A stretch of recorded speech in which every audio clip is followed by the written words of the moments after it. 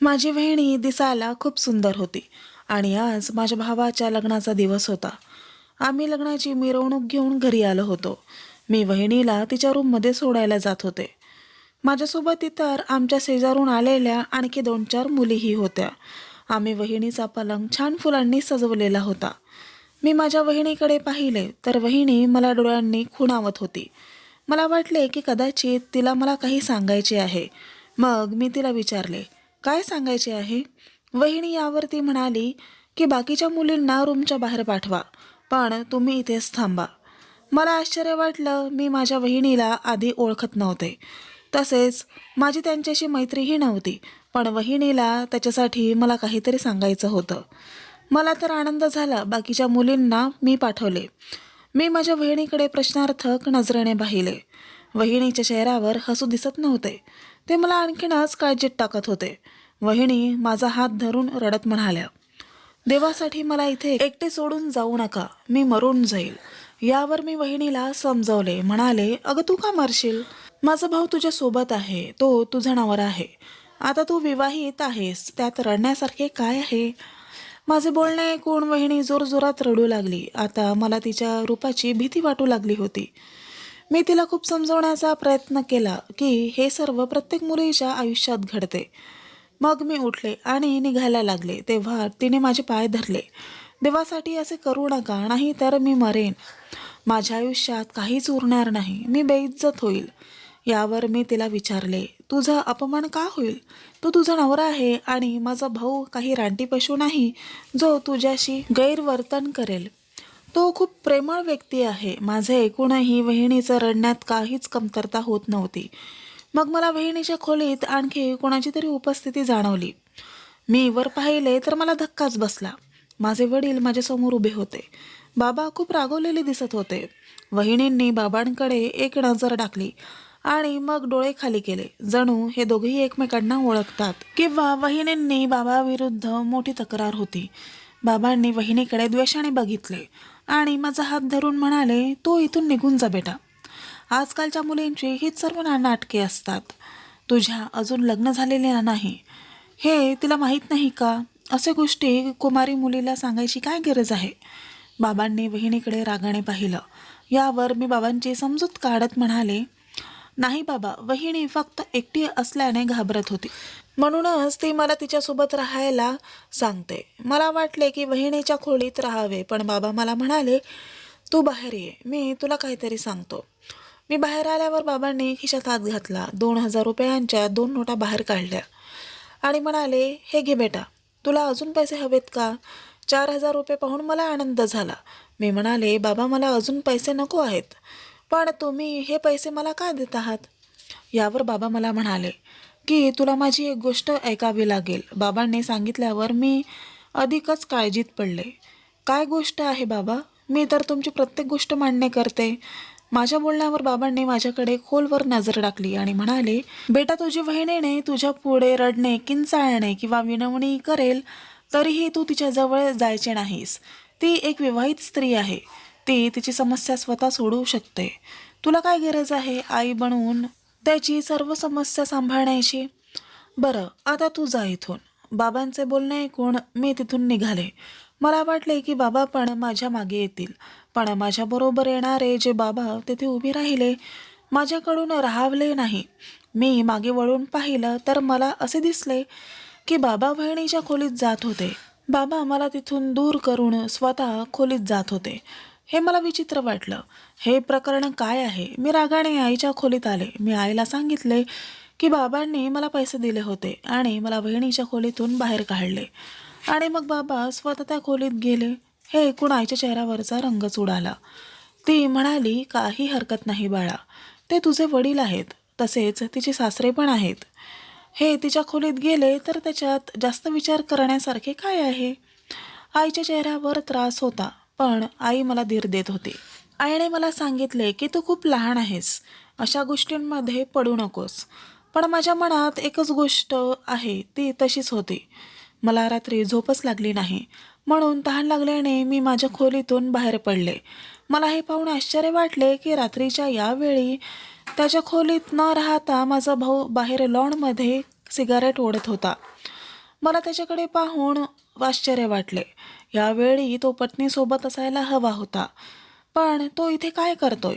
म्हणजे तो त्याच्या बायकोवर खुश नाही का? असा विचार करत मी पुढे निघाले. माझ्या भावाच्या डोळ्यातून अश्रू वाहत होते. हे पाहून मला आश्चर्य वाटले. मी भावाला विचारले, काय झालं भाऊ? काय रडतोय? माझं बोलणं ऐकून माझ्या भावाने माझ्याकडे रागाने पाहिले. तू पण बाबांचा चमचा आहेस. तू निघून जा इथून, भाऊ रागाने सांगत होता. आणि माचीस घेऊन ये. भावाचे बोलणे ऐकून मी धावत किचनमध्ये गेले आणि माचीस आणली. मला वाटले की कदाचित दुसरी सिगारेट पेटवण्यासाठी मागत असेल. पण हे पाहून माझे आश्चर्य फार मोठे झाले की भावाने बाबांनी दिलेली भेटवस्तू समोर ठेवली आणि पेटवली. मी मग भावाला घाबरत विचारले, काय झाले आहे भाऊ? बाबांनी दिलेली भेट का जाळत आहेस? भाऊ, हा इतका सुंदर कुर्ता आहे. बाबांनी तुला लग्नाची भेट म्हणून दिला होता. तू का जाळत आहेस ते मला समजत नाही. यावर भाऊ मला रागातच म्हणाला, तू इथून निघून जा आणि तुझ्या कामात लक्ष घाल. भावाचा राग पाहून मला भीती वाटली. मी माझ्या खोलीत परत आले, पण मला काहीच समजले नाही. मी रात्रभर झोपू शकले नाही. सकाळी 5 वाजता माझे डोळे पुन्हा उघडले. मी उठून बाहेर पाहिलं तर बाबा जागे होते. बाबांच्या चेहऱ्यावर खूप गांभीर्य होते. बाबा मला पाहताच म्हणाले, मी स्वयंपाकघरात जात आहे. मी माझ्या सुनेसाठी नाश्ता बनवणार आहे.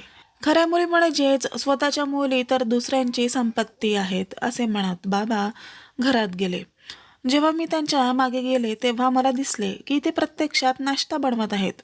मी बाबांना आश्चर्याने विचारले, बाबा तुम्ही वहिनीची एवढी काळजी का करताय?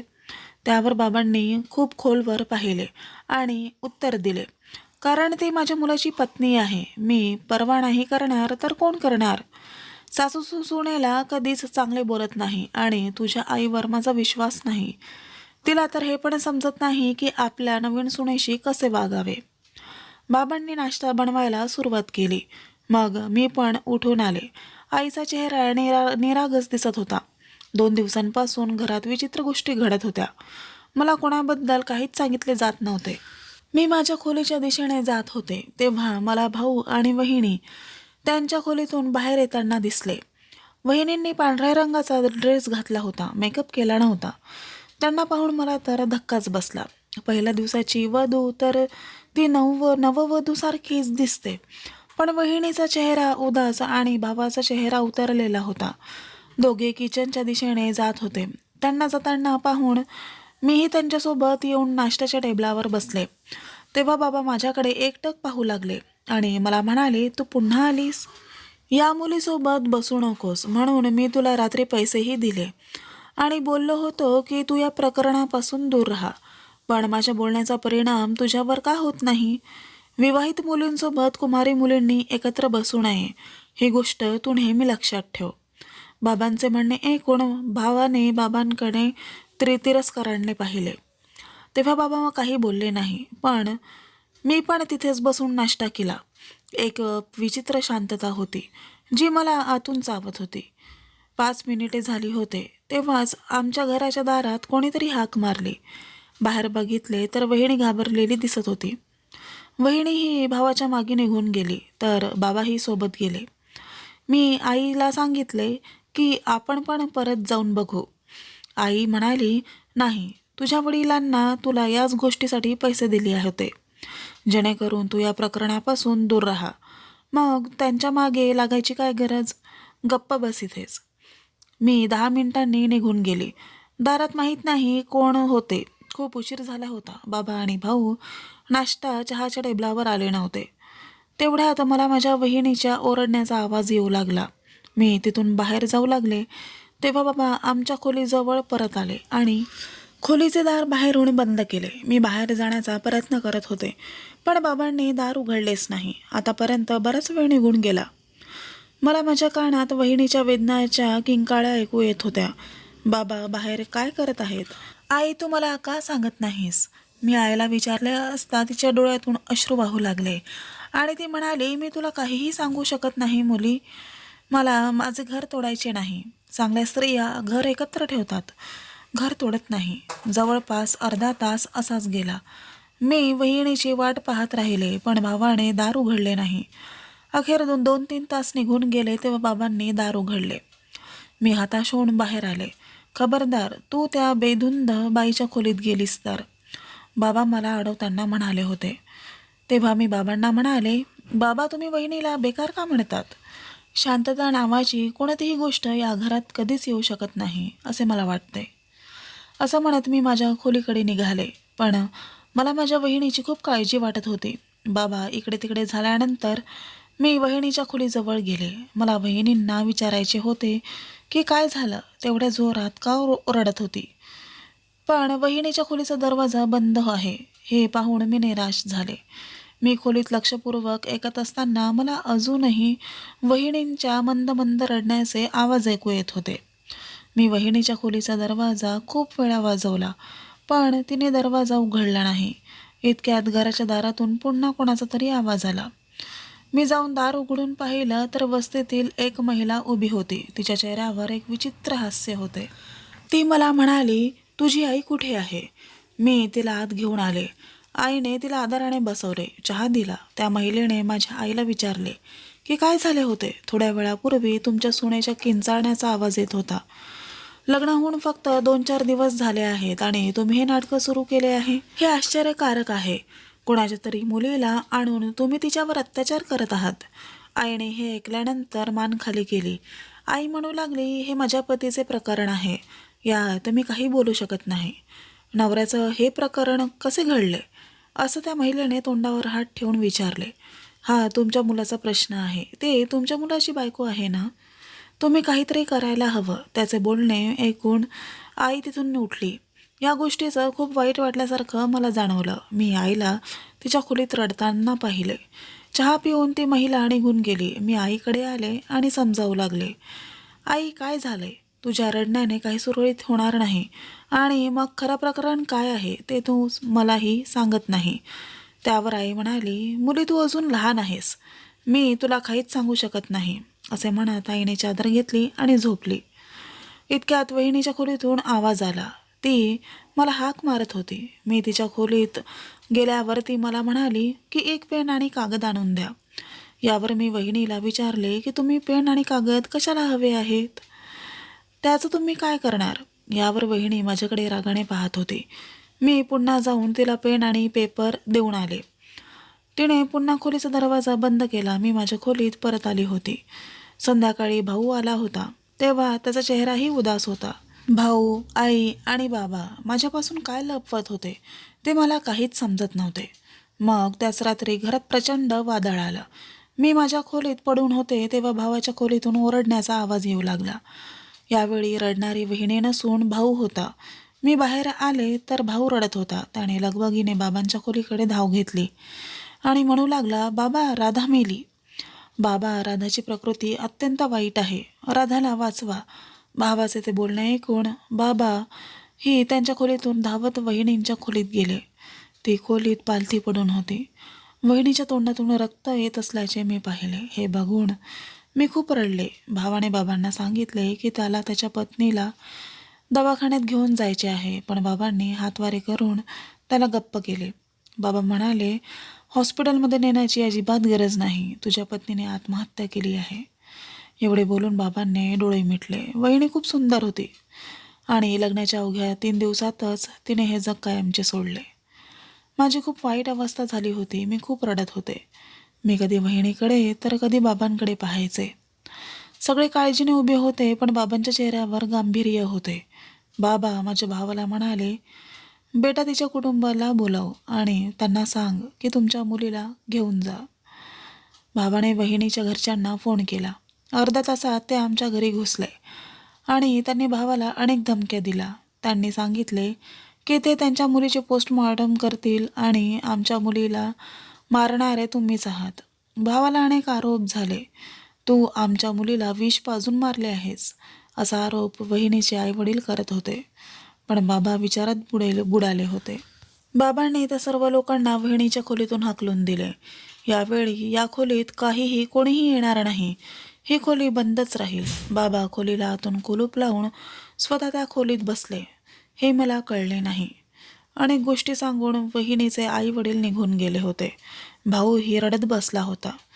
त्याचे आपल्या पत्नीवर खूप प्रेम होते, कारण ती एक सुंदर स्त्री होती. पण वहिनी का रडत होती? ती का म्हणाली होती की मी मरून जाईल? मला समजले नाही की बाबांचा या प्रकरणात काय रोल होता. भावाच्या सासरच्या लोकांनी सांगितले की ते त्यांच्या मुलीचे पोस्टमॉर्टम करतील. त्यानंतर त्यांना आत्महत्या केल्याचे समजेल. भावाला पोलिसांनी ताब्यात घेतले. पोलिसांनी त्याला घरापासून दूर नेले होते. भाऊ पोलीस ठाण्यात असल्याने आम्हाला त्याची कोणतीही खबर मिळू शकली नाही. इथे बाबांनी भावाची खोली अजून बंद करून ठेवली होती. आम्हालाही तिथे जाण्यास मनाई करण्यात आली होती. आणि त्यानंतर पोलिसांचे पथक आमच्या घरी आले. बाबांनी खोलीचा दरवाजा उघडला. मला तिथून निघायला सांगितले आणि बाबा पोलिसांना आणखी काय काय दाखवत राहिले, देव जाणे. त्यानंतर पोलीस तिथून निघून गेले. संध्याकाळपर्यंत भाऊ घरी आला होता. भाऊ घरी आल्यानंतर मला बाबा शांत बसून भावाला काहीतरी समजवताना दिसले.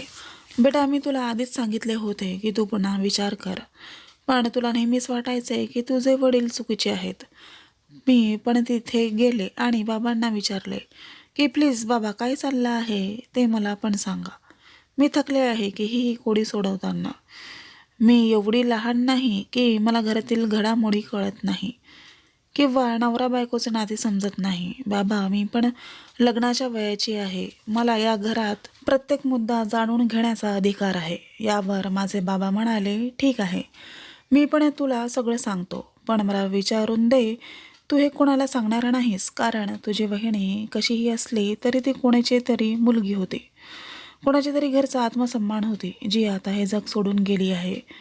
ती कशीही असली तरी आता तिचा सन्मान आपल्याला ठेवला पाहिजे. असे म्हणत बाबांनी माझ्यासमोर एक पत्र ठेवले. मला माहिती आहे की तोच पेपर आहे जो मी काल रात्री वहिनीला दिला होता. वहिनींनीच माझ्याकडे पेन आणि कागद मागवला होता. पत्र वाचत असताना माझ्या पायाखालची जमीनच निघून गेली. मला ते पत्र वाचतानाही कठीण जात होते. पत्र वाचून मला समजले की वहिनी मला त्या रात्री तिच्या खोलीत का थांबायला सांगत होती. ती का म्हणत होती की तू इथे नाही राहिलीस तर मी मरेन, आणि ती गरीब मुलगी खरंच मेली. परंतु बाबा, या सगळ्याला जबाबदार असलेल्या व्यक्तीचा उल्लेखही तुम्ही केलेला नाही. मी बाबांकडे पाहिलं. बाबांच्या चेहऱ्यावरचा रंग उडाला. यात दोष कोणाचा, यावर बाबांनी मला विचारले. मुली, तू यात माझी चूक म्हणत आहेस का? यावर मी म्हणाले, नाही बाबा, पण यामागे कोणीतरी आहे आणि आपण ते सर्वांसमोर आणले पाहिजे. हो बेटा, तू हे अगदी बरोबर बोललीस. आता हे काम पोलिसांचे आहे. आपण सगळे लोक आहोत. आम्ही या प्रकरणावर बोलतच होतो की भाऊ पुन्हा आमच्याकडे शिरला. भाऊ बाबांच्या पायाशी बसून त्याने बाबांचे पाय धरले आणि माफी मागायला सुरुवात केली. बाबा, मला माफ करा. ती अशा प्रकारची स्त्री आहे हे मला माहिती नव्हते. जेव्हा तिने पहिल्यांदा तुमच्यावर आरोप केले तेव्हा ती मला खूप अस्वस्थ वाटली. तिने अश्रू ढाळले आणि मला सांगण्याचा प्रयत्न केला की तुम्ही तिला घाबरवतात, धमक्या देतात. तिने मला सांगितले की तुझ्या वडिलांना माझ्यासोबत संबंध प्रस्थापित करायचे होते. तुझे वडील मला लग्न आधीच ओळखायचे. ते मला धमकावत होते की तू तुझ्या पतीकडे गेलीस तर तुझा जीव घेईन आणि तुझ्या घरच्यांनाही मारून टाकेल. म्हणून आज मी तुझ्याजवळ येऊ शकत नाही. बाबा, त्या दिवशी मी तुमचा खूप राग केला. मी रात्रभर माझ्या खोलीबाहेर बसून राहिलो. रागाच्या भरात तुम्ही दिलेली भेट पण मी जाळून टाकली. तिने मला अशा गोष्टी सांगितल्या ज्यावर मी सहजतेने विश्वास ठेवला.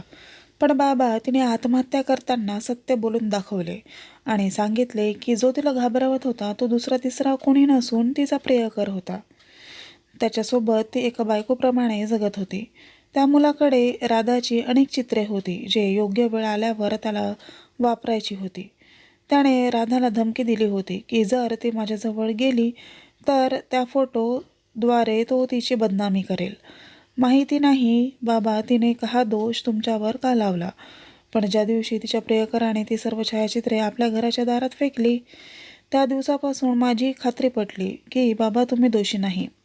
म्हणूनच मी तिच्यावर हात उचलला. पण मला खात्री आहे की मी मारल्यामुळे तिने आत्महत्या केली नाही, तर याउलट बदनामीच्या भीतीने हे केले आहे. तुम्ही खूप चांगलं काम केलं बाबा. तुम्ही पोलिसांना सगळं खरं खरं सांगितलं, त्यांना पत्र दाखविलेत आणि बाकीच्यांबद्दल शंकाही ठेवली नाही. अन्यथा या महिलेने मरतानाही आपली बदनामी केली असती. हे ऐकून मला आश्चर्य वाटले की भावाच्या चेहऱ्यावर कसलीही खंत नव्हती. भावाला अशा बायकोची लाज वाटत होती. खरं म्हणतात की जर स्त्री विश्वासू नसेल तर पुरुषही तिचा आदर करत नाही, मग ती कितीही श्रीमंताची मुलगी का असेना. तर मित्रांनो, कथा आवडल्यास चॅनलला लाईक, शेअर आणि कमेंट करा आणि अशाच छान छान कथा पाहण्यासाठी चॅनलला सबस्क्राईब करा. धन्यवाद.